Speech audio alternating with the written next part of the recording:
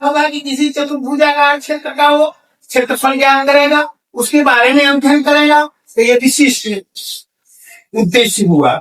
उसके बाद इसको पढ़ाने में कौन कौन सी चीज का उपयोग हुआ। चौकोर चतुर्भुज पढ़ा रहे हैं तो चतुर्भुज के प्रकार होगा, तो उसमें चतुर्भुजाकार डिस्क आप ले आइए, चतुर्भुजाकार कोई वस्तु लेकर के आइए, है ना, तो वो सामग्री ऐड करेंगे। इसके बाद अगर बच्चा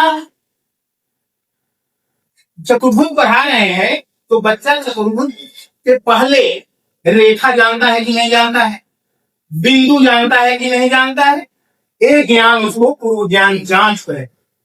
इसके बाद पूर्व ज्ञान जब जांच लेंगे तो कुछ प्रस्तावना के प्रश्न करेंगे क्या कि इसके बारे में वो जानता है या नहीं, रेखा के बारे में पूर्व ज्ञान में ही ये जान लेंगे। और जहां आकर के एक प्रस्तावना के कुछ प्रश्न पूछेंगे, उसके बारे में प्रश्न पूछेंगे। जैसा प्रश्न ज्ञात से अज्ञात की ओर, ज्ञात से पहले जो बच्चा जानता है उससे संबंध में पूछेंगे। उसके बाद अज्ञात की ओर, यानी ये विषय आपने पढ़ा रहे हैं वो अज्ञात है, वहां पर ज्ञात से अज्ञात पर ला करके गिरा देना है और वहीं प्रश्न निरंतर हो जाएगा। बच्चा जैसे इसके बारे में जो विषय पढ़ा रहे हैं उसके बारे में पूछेंगे, उसके पास कोई जवाब नहीं रहेगा, तभी जो है कि उद्देश्य कथन बोलेंगे कि आज ये सब्जेक्ट यानी डिक्लेरेशन ऑफ टॉपिक यही डिक्लेयर हो जाएगा कि क्या पढ़ाने जा रहे हैं।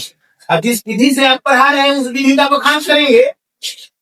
लेक्चर विधि कर रहे हैं कि डेमोन्स्ट्रेशन कर रहे हैं कि क्या कर रहे हैं, प्रश्नोत्तर कर रहे हैं, थोड़ा चर्चा यही करना होगा। इसके बाद और पाठ आप प्रस्तुत कर देना है, प्रेजेंटेशन देना है। यानी प्रेजेंटेशन इट मींस पढ़ाना। आप अपने विधि और टेक्निक के सहारे आप पढ़ाना शुरू कर दीजिए, पढ़ाना शुरू कर दीजिए पूरे स्किल का प्रयोग करते हुए।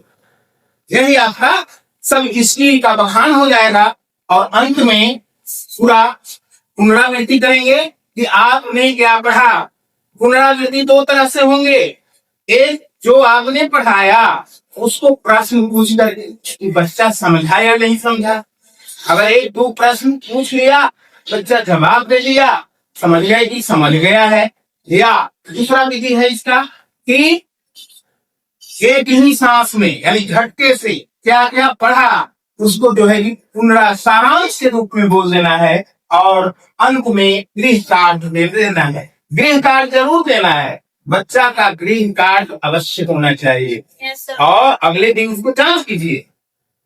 कक्षा में अगर जांच करने का मौका नहीं मिलता है तो आप कॉपी ले लीजिए और कक्षा के बाद जांच कीजिए, इससे उसका उत्साह बढ़ेगा। और एक गृह कार्य देने के बाद अच्छा कंप्लीट हो जाता है। यही है आपका माइक्रो अम्मा का उपयोग करते हुए, विभिन्न प्रकार के स्किल का उपयोग करते हुए एक लेसन प्लान जो कि एक शिक्षक के लिए जीवन भर जरूरी है। अगर इसके आधार पर काम नहीं करेंगे तो शिक्षक योग्य शिक्षक नहीं कहलाएंगे और हंसी के पात्र बन जाएंगे। इसलिए एक भावी शिक्षक के लिए ये सब चीज जरूरी है, ध्यान रहना चाहिए।